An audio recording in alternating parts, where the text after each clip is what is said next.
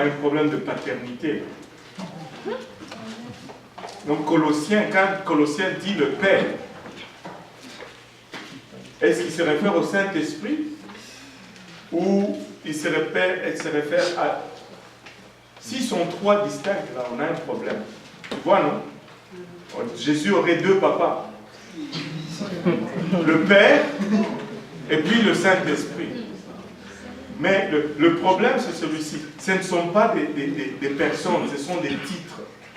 Là où on parle de Père, tu peux remplacer ça par esprit sans problème. Là où on dit fils, tu peux remplacer ça par chair sans problème. Le Père, ce n'est pas une personne. Moi, je suis Père. C'est un titre. Je n'étais pas père à ma naissance. J'ai commencé à être père à l'âge de 30 ans, mais j'étais quand même une personne. Ce n'est pas parce que comment on dit? C'est pas... Père n'est pas égal à personne. Parce que je peux être une personne sans être père. C'est un titre que tu acquiers. Dieu est esprit et il est saint. Quand on dit Saint-Esprit, on dit Dieu. On met les deux attributs de Dieu ensemble. Dieu physiquement, il est esprit et moralement, il est saint. Ce sont ces deux attributs fondamentaux. Maintenant, quand cet esprit qui est saint va sur Marie et engendre un enfant, cet esprit devient père de cet enfant. Et c'est là où il acquiert le titre de père. Maintenant, ce même esprit qui engendre cet enfant vient et habite dans cet enfant, remplit cet enfant.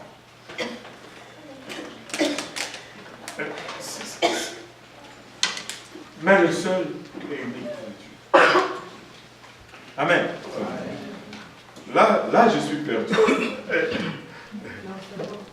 C'est bon? Oui, Sandra. Ok. Donc, vous avez parlé de Jésus, que quand on cherche une personne avec Jésus, ben, il y a tout ça. Tout. Fait que celui qui est au-dessus, mais Dieu. Pardon? Vous avez dit que celui qui est au-dessus, mais Dieu. Pardon? Dieu est où? Parce que quand Jésus, c'est Dieu. Oui, Jésus, c'est Dieu, je Ouais. sais. Mais quand on regarde dans Genèse, on dit souvent Dieu ou Seigneur. Oui.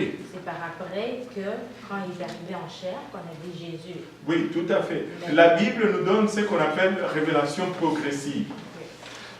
Progressivement, Dieu nous a révélé différents jusqu'à ce qu'il a sauvé the best for last, comme on dit. Le meilleur pour la fin.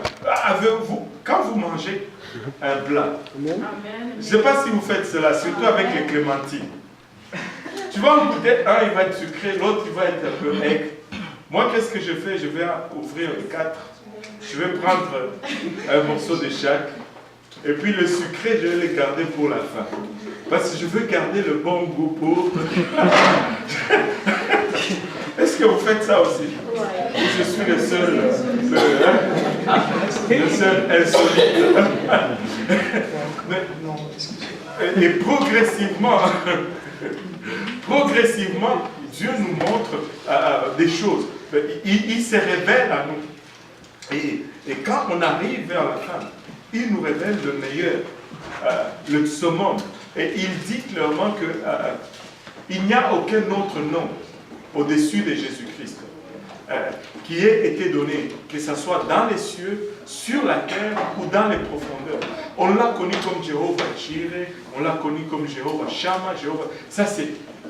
Mais quand on vient à Jésus-Christ, c'est l'ultime, c'est le summum, il n'y a plus rien d'autre. Parce que toute plénitude habite en lui. On n'a plus besoin d'aller chercher ailleurs. On a tout en Jésus-Christ. Il est le summum. Il est le top. Hors de Jésus, il n'y a rien. Mais Jésus, c'est Dieu. On comprend que quand on dit Dieu, quand on dit Jésus, on est en train de se référer à Dieu. Mais non seulement à Dieu, mais dans son summum, dans son œuvre ultime, qui est l'œuvre du salut. Au fond, l'œuvre ultime de Dieu, c'est l'œuvre du salut. Jéhovah qui sauve. Oh boy. Lolo. C'était par rapport à ça, comme on disait que c'est quand Jésus-Christ est venu.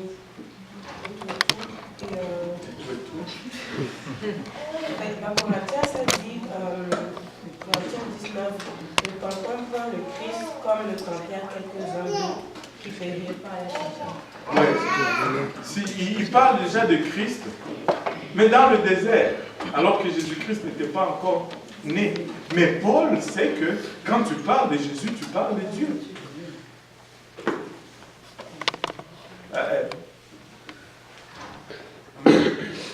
S'il y a quelqu'un qui peut dire Amen à ce verset, relis-le encore. L'unicité, ça fuse de partout aujourd'hui. Ne tentons point le Christ comme le tentèrent quelques-uns d'eux. Comme le tentèrent, c'est qui là? Le Christ. Comme le tentèrent ceux qui étaient dans le désert, qui ont tenté Dieu et qui ont été péris par des morsures de serpents. Mais Paul nous dit que c'était Christ. 1 Corinthiens 10, verset 9. 10, verset 9. Écoutez, dans la Bible, il n'y a qu'un seul Dieu. Amen. Et ce Dieu t'a tellement aimé qu'il est venu lui-même pour te sauver. Parce qu'il t'aime tellement, du diable. Tu doutes encore? Il t'aime beaucoup. Ok, vas-y, ta question. Pardon? Le premier fruit de la création. Le premier-né de toute la création. Mais si on me dit Adam, comment je... Ok. Adam a été créé premier. Et puis Jésus, on dit c'est lui qui était le premier-né de toute la création. Comment expliquer cela? Bon, maintenant, je vais vous expliquer cela. La première des choses,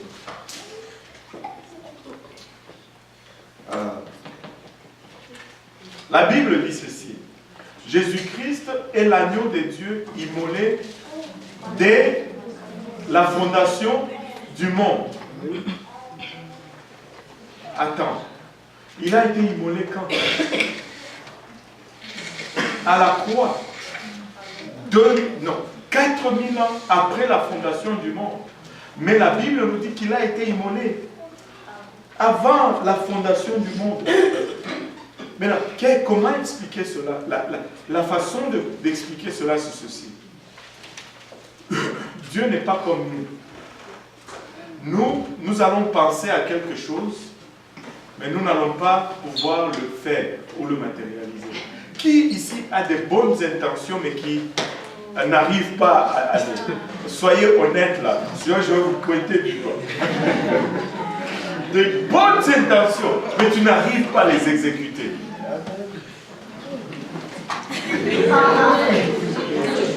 Tu n'arrives tout simplement pas à les exécuter. Mais Dieu n'est pas comme ça. Avec Dieu, son pouvoir est égal à son vouloir. Et son vouloir est égal à son pouvoir. Quand Dieu pense à quelque chose, c'est comme si c'est déjà fait. Et, tu sais, quand j'avais l'âge de 16 ans, 18 ans, j'ai joué au foot, ce que vous appelez soccer. Quand on m'envoyait la balle, d'une certaine façon, je pouvais l'arrêter. Je pouvais me voir faire le mouvement et faire le mouvement et l'arrêter.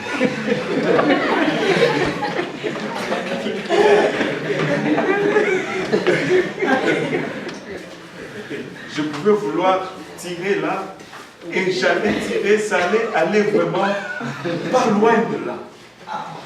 Mais aujourd'hui j'ai 45 ans. La pensée est là, mais le corps ne suit plus. Des fois, je m'imagine, j'exécute, c'est tellement beau dans ma tête. Mais quand je veux passer à l'action, il y a quelque chose qui manque. Je n'arrive plus à exécuter. Mais avec Dieu, ce n'est pas le cas. Sa pensée va toujours... Sa pensée est aussi réelle que son action. moi, ma pensée et mon action, c'est deux choses différentes. Dans ma pensée, je suis meilleur que Lionel Messi. Dans mes actions, dans mon action, ça ne marche pas. Ça ne marche pas. Je pense que vous l'avez saisi. Maintenant, quand Dieu veut créer Adam et Ève, avant même qu'il ne crée Adam et Ève, il sait que Adam et Ève va pécher. Et il se dit, bon, vu que Adam et Ève va pécher, il va falloir que je leur achète avec du sang. Or, moi, je suis un esprit. Là,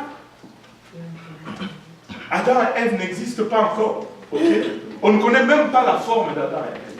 Il dit, vu que je vais aller, vu que je veux vouloir aller le sauver, je vais avoir besoin de sang. Mais si je vais aller le sauver un jour, quelle forme que je voudrais être? Comment est-ce que je voudrais paraître sur cette terre? Et là, Dieu imagine Jésus-Christ. C'est la première fois que Dieu imagine un homme, c'est Jésus-Christ. Et maintenant, il dit, ok, maintenant qu'on a la forme de ce que je voudrais être, quand j'irai sur la terre, on va créer Adam selon cette image. Adam est l'image de Jésus-Christ. Et Jésus-Christ n'est pas l'image d'Adam. Jésus-Christ n'a pas été calqué sur nous. Nous avons été calqués sur Jésus-Christ. Parce qu'il est prééminent, il est premier dans toutes choses. C'est comme ça que ça s'est passé. Il est le premier. Il est le premier. Nous sommes à l'image de Dieu. Si l'homme créa, Dieu créa l'homme à son image, ça allait faire une gaffe grave.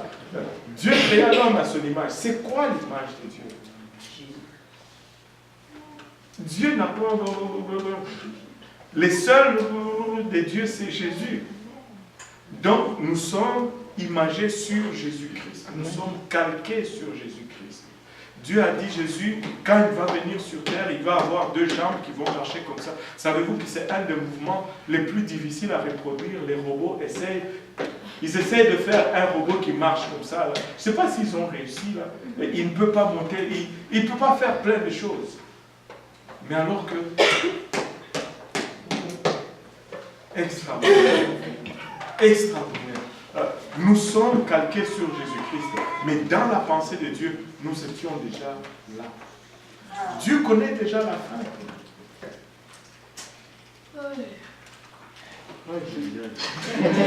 Voilà. Et avant que tu ne partes, tu veux m'en donner une bonne là. C'est de cochon. Je faisais l'analogie. La Bible dit que Jésus-Christ est l'agneau de Dieu, il mourait avant la fondation du monde. Et la Bible dit aussi que Jésus-Christ est le nom de la tribu de Judas. Il disait, mais si on met un lion et un agneau dans une même pièce, est-ce qu'il peut le qualité? Regarde que Jésus-Christ avec ça, tu ne comprends pas. Mais soit que Jésus-Christ est lion et agneau. Il a le temps, en même temps. Ça, ils acceptent. Hein? Il accepte, mais quand il accepte.